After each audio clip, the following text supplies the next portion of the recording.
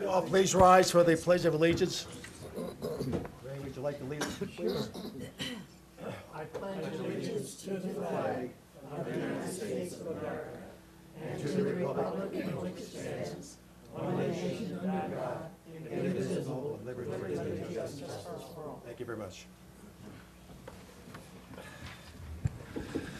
I hereby call to order the May 17th hearing of the City of Prescott's Board of Adjustment. This is an open public hearing. This hearing is being recorded and televised by the City of Prescott and in some instances by representatives of the public media. This public hearing may be rebroadcasted on local cable television and or radio stations. The number of board members present this morning are 6. We will need 4 for a majority vote. During the hearing, an effort will be made to give all interested parties an opportunity to be heard. All parties wishing to be heard on an issue are required to raise their hand, be recognized by the chair prior to speaking. Speakers will be expected to state their name and address for the record so that we may know who is speaking and be able to contact them at a later date if necessary. The board members present this morning, we have Steve Silvernail, Bryn Stotler, Johnny Forker, Ray Everett, Patty Braden. I'm James DiRienzo, the chair. We have our competent clerk, city clerk to the left. Not city clerk, but the recording secretary to the left, Darla Eastman. And in the chambers, we had Jim Lamerson, who's our councilman, Matt Petracki, who represents legal, George Worley, who's our planning manager, and then Katie Peterson will be giving us the presentation this morning. We also have George Sheets from Planning and Zoning. Good morning, George. Okay, Katie. The first item on the agenda this morning will be the approval of last month's minutes. Do I hear a motion? Move to approve the minutes of the Board of Adjustment for April 19th. Second. We have a first and a second. Any further comments? If none, please raise your hand and vote. All in favor, please raise your hand. Aye. Aye. Opposed, no. Carries unanimously. Thank you. First item on the agenda is variance 180004. Katie.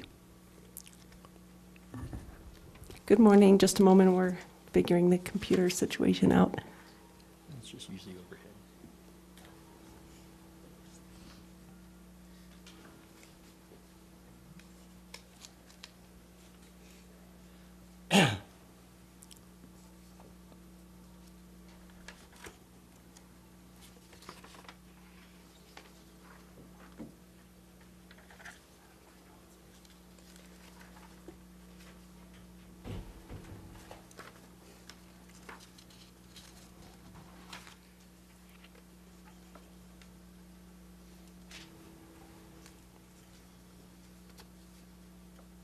Sorry, we had a computer malfunction here, so I'll switch from the PowerPoint to using the overhead.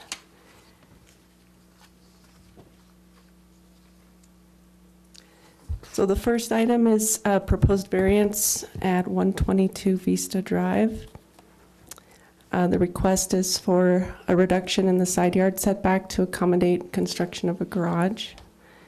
There's an existing garage on site.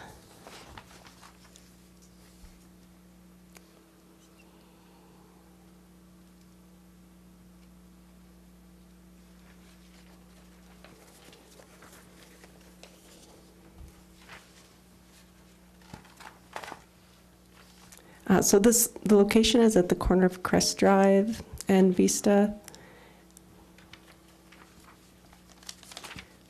The existing garage is located next to the house. It has a grandfathered setback that's reduced. So what they're proposing is to demolish the existing garage and replace it with a 2-car garage. It's currently a 1-car garage. So the setback would essentially be the same setback as what is existing grandfathered. The garage would just extend further to the west.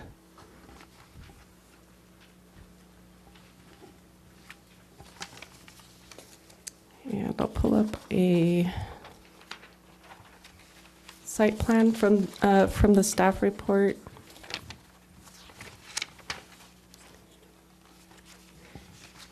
So the striped area, the larger is the house that's existing. The hashed area in the garage is the existing garage. And the reduced setback would be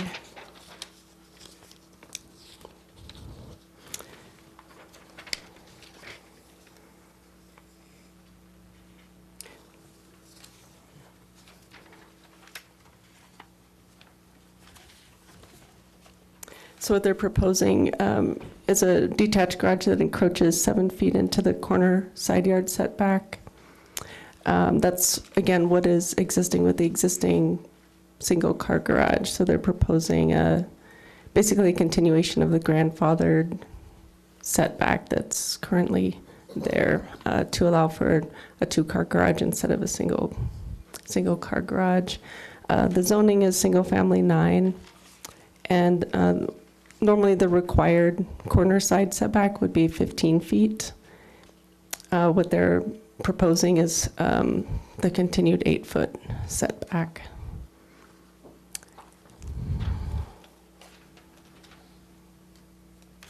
Some of the criteria in the land development code for variance that apply characteristics of this, at this corner, the idea of a corner setback generally is to provide more visibility. So usually there's an increased setback at a corner side. On the other side is, I think it's a 7-foot setback on the other side. So on this side, it's an increased setback. Normally that would allow more visibility at the intersection. Crest Drive, as you can see, it's a short street, so it ends just past this property, provides access to the lot just to the west, just to the northwest. So there wouldn't be realistically any safety considerations or visibility issues on either of those streets, on Vista or Crest Drive. The garage is set back toward the rear of the lot, so it's the rear side. It still would comply with the necessary or required rear setbacks. There wouldn't be any emergency or safety issues associated with that one.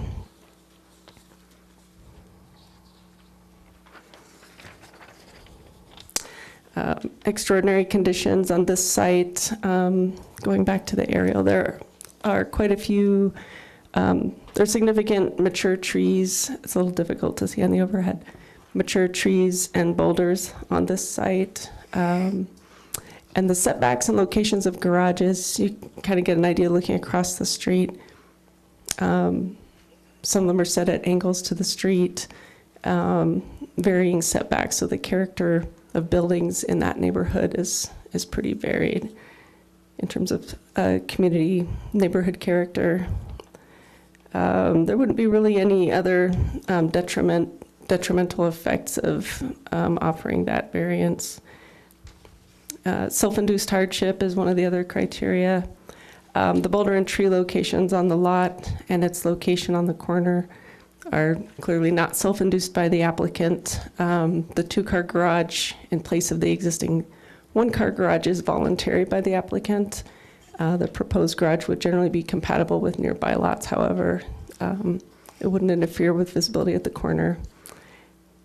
It's in compliance with the general plan. There are no proposed changes to the land use and utilization of the lot. Some of the other properties have 2-car garages. They don't have the same corner lot location on a short side street like this corner has. And with the short side street, visibility is not an issue again. So those are the basic points of this proposed variance to the corner side setback. If you have any questions, I can answer. Are there any questions for staff? Is the applicant here this morning and would like to address the issue? Madam, come up to the podium, please. State your name and address for the record. My name is Cynthia Palasotti. The address is 122 Vista Drive, Thank you. Prescott, Arizona, 86303. And we've lived in that home approximately 40 years, and it's always been as is. And the current garage is sort of falling down, and it's the crummiest garage in the neighborhood. So I'd kind of like to bring it up to standard. Okay. Can you give me approximate size of the garage, and if you're planning on having something on top, like an extra little room on top of the garage, or can you explain that to me? We don't have the plan drawn up at this time, but it's just going to basically be a standard garage. A standard two-car garage Correct. with no access to the top for any storage or apartment or... No. Are there any other questions for the applicant from the board? Thank you very much. Is there anyone in the audience that would like to address this issue? Hearing none, I call for a vote. Mr. Chairman, I move the approval of 00004. Second. We have a first and a second. Any further discussion? If none, please raise your hand and vote for aye for approval, and negative, it's passed. Thank you very much. I have to recuse myself on the second issue because I am the treasurer and board member of Yavapai Hills. And so therefore, I'm having Steve Silvernail go ahead and act as the temporary chair for this particular variance, and I'll be back in for the next one. Variance 18-00005. Katie? Yes, so this one is a proposed variance again for a corner setback, reduced corner setback to allow a covered patio.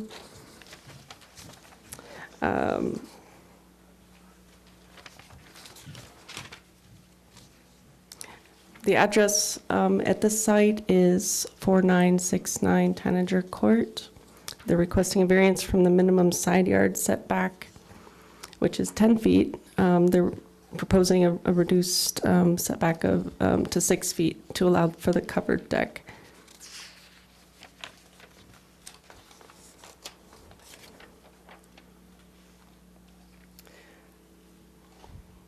And this one is, so the proposal is for a deck at,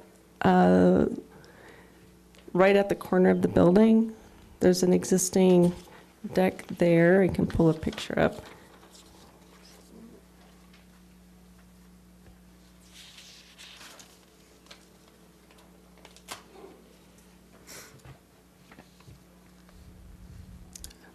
This is a view, let's see, that would be, sorry, the view south at the corner. So you can see here the existing deck. What they're proposing is extending the deck closer to the corner. As you can see, there's a steep incline from the street up to the house. The corner visibility issue would not be, again, as much of an issue at this corner. It's a little difficult to see here. It's dark, but this is the corner at the street, the public right-of-way. So the setback here from the front, going back, sorry, the front is on the other side. This is the side corner here. The house, as you can see, is located at an angle in relation to the corner. So it's the actual corner extending toward Tanager Court, toward the front, where they're proposing the extension and going east.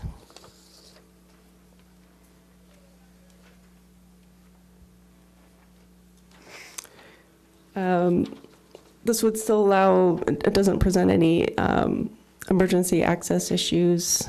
The character of the neighborhood, other buildings are located also at angles due to the topography in the neighborhood. It's a hilly one.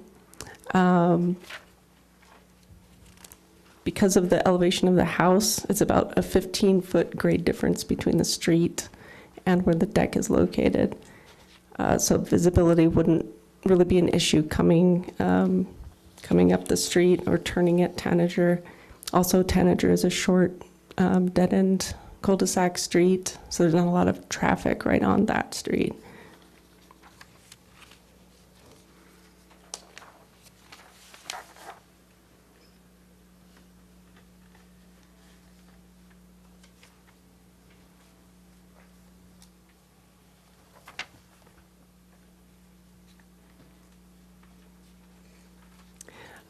So the corner side yard minimum setback requirement is 10 feet, and that's according to the Yavapai Hills Unit 2 subdivision, which is a little bit more than the underlying zone, single family 9.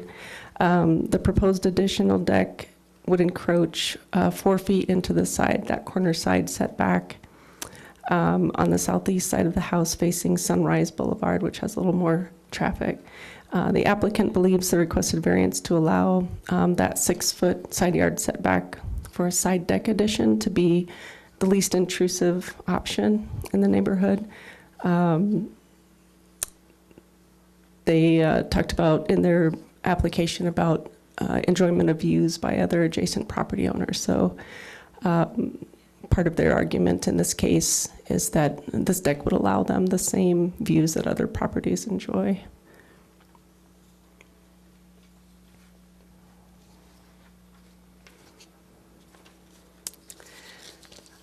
So special privileges, they would be allowed a reduced setback in relation to other properties in the neighborhood. At the same time, they'd be offered the same view with the granting of this variance that other properties enjoy. The topography of the lot, its location on a corner with a steep topography and orientation of the house are clearly not self-induced. But the addition of the side deck is the voluntary action or choice by the applicant.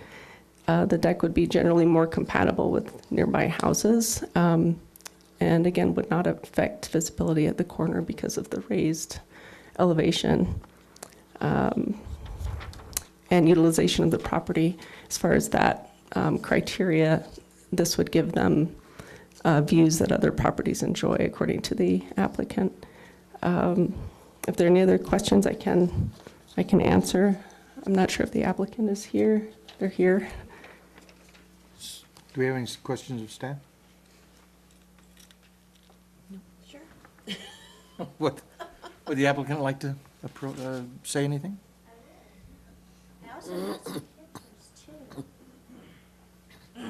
Anyhow, to start off, Linda Davis, 4969 Tanager Court, Prescott, 86301. So I wanted to make sure that the neighbors didn't mind if we do this renovation. So the deck that you're seeing currently there is original, and it doesn't even match the plans. But it also is in very much need of renovation and redoing.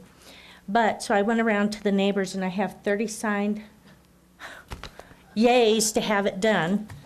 But it was kind of hard on the views that you have there to show you. Can I put this on there? I don't know if they'll work.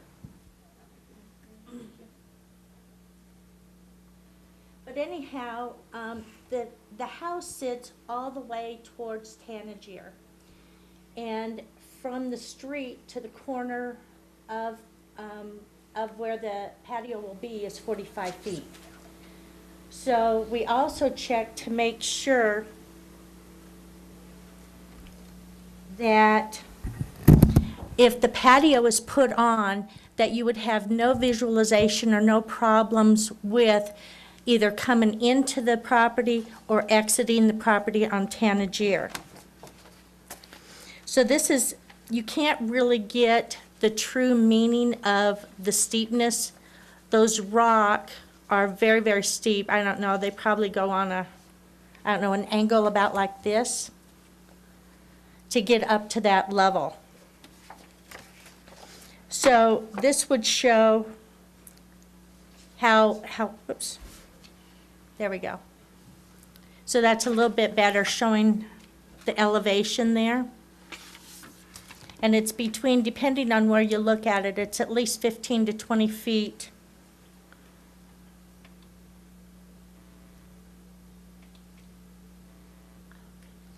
At least 15 to 20 feet at the top of where the new decking would be if you measure to the bottom of the original deck that's there now. And one of the things that I wanted to, this is looking down upon it. So the deck would be, there's a hose container on the right there. The deck would be coming across just above there, but the deck will be equal with the original deck that's currently there. And one of the reasons, the deck is so narrow on this side that we can only put 2 chairs, and we can't have all 5 of us there at once eating out on the deck. So from the deck that's there, and you can't really see, this isn't a, it's better on the photograph here, but that would be the view that I would get from the deck once we put it on. And so I just want to be able to enjoy it. Do you want, would you like to see the color ones? They're much better. Linda, your pictures are excellent. And I agree with you, you need a larger deck. But isn't that gorgeous? It is. I am just so impressed being up here.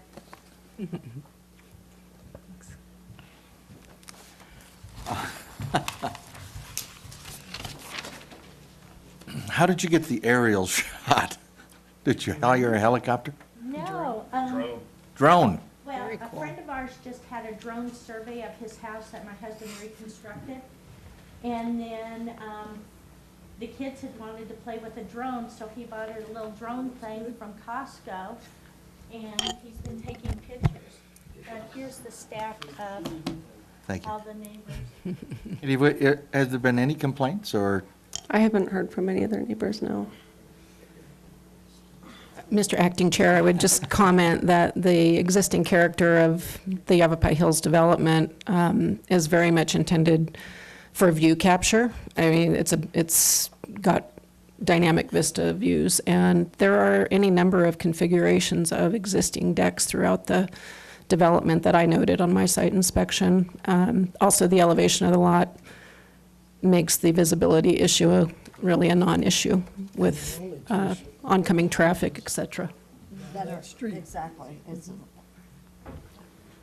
a little cul-de-sac, yeah. Did you kids want to share anything else with the class? No? Also, just a reminder to ask if anyone from the public would like to speak, if anyone else. Is there anyone from the public that would like to address this issue? Okay. Well, I would entertain a motion to approve. Mr. Temporary Chairman, Yes. I move we approve 000. We have a motion, do we have a second? Second. We have a second. All those in favor of approving variance 18-00005, raise your hand, say aye. Aye. Opposed? Motion carries. I'll go get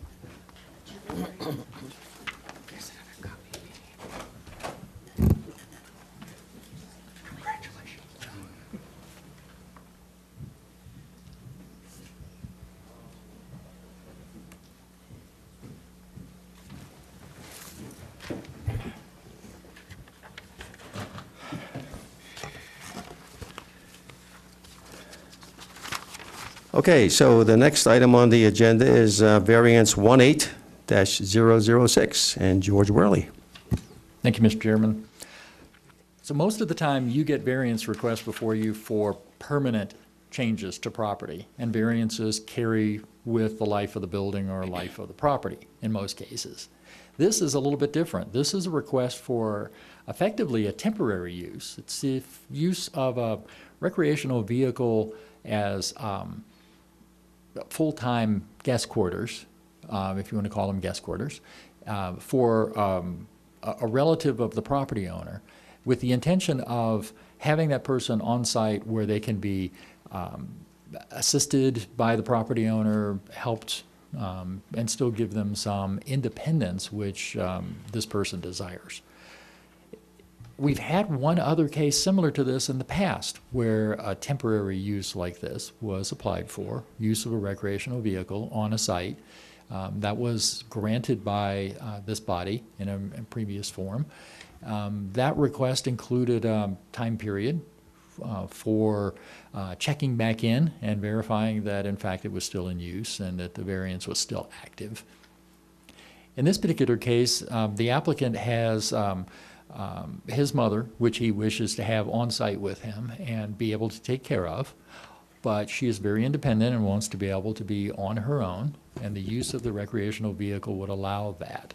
Allows close proximity between him and her, and also gives her some space to be on her own. In this case also, you have a little bit of a unique situation. The property has access onto Snapdragon, and its address is Snapdragon. That's to the left-hand side of the screen. The RV location and a separate driveway that was permitted and created for the purpose takes access off Lupine. And its location is screened by some pretty heavy vegetation, both on the applicant's property and on the adjacent property. Given that location and given the screening, there's likely to be very little impact to any of the adjacent property owners. One of the concerns with the use of RVs, of course, is additional impacts on adjacent property owners because they're not subject to the same setbacks that buildings are. So you can park the RV as close as 3 feet to a side property line, and that becomes an issue if you have people living in RVs on a regular basis. In this case, because of the screening created by the adjacent property owner's landscaping and the applicant's landscaping, there should be little or no impact from use of the RV from that perspective. Again, this is a little bit of an unusual circumstances, so I think it's probably best if we call the applicant up, and I will be able to answer any questions you have on technical requirements. But as far as the reasoning behind it and perhaps some of the operational parts of it, I believe the applicant can give you a better presentation on that. Well, I have a question, George, about the Certainly. neighborhood. The residents, are they opposed, or are they okay with it, or? We did not receive any objections in writing or verbally to this request. So there have been none. At the time of the initial conversation with the applicant, we suggested strongly they go make contact with all of their neighbors, and perhaps that has helped with this. Mm-hmm. And I think he can explain to you who and how many folks he talked to as part of that process. Are there any other questions for George from the staff? Mr. Chair, I have a question. George, I'm just curious, is there anything in the land use or development code that specifically is a provision for this type of use? I know that in the county, just to offer another perspective, there's actually an administrative application for a secondary medical dwelling, which this would seem to fall under that same type of criteria. Does the city have that formalized in any way? We do not. We have a specific prohibition under the zoning code, land development code, to occupancy residence within an RV. So the zoning code says you can't live in an RV.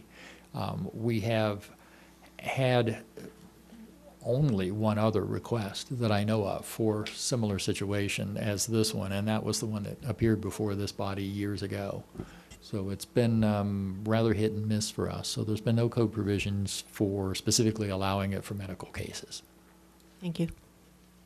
And this RV has been parked there for quite a while, unoccupied. Stored on site. Yes, So sir. it's been in view of the neighbors for quite a while, without any complaints that it's as unsightly.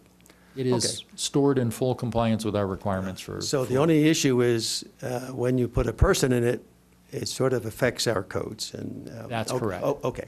So is the applicant here that would like to address the issue? Thank you very much. Morning. Morning. Robert Ohm. I live at 5515 Snapdragon Lane in Prescott, 86305. And we've had an RV site since we bought the house 18 years ago. We've had RV provisions in the back, and we've had different RVs in there off and on. this is actually my wife's idea.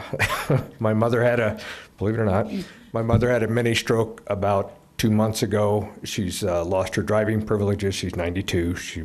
She would go to Fry's, Short Johns anyway. And her mind is still perfectly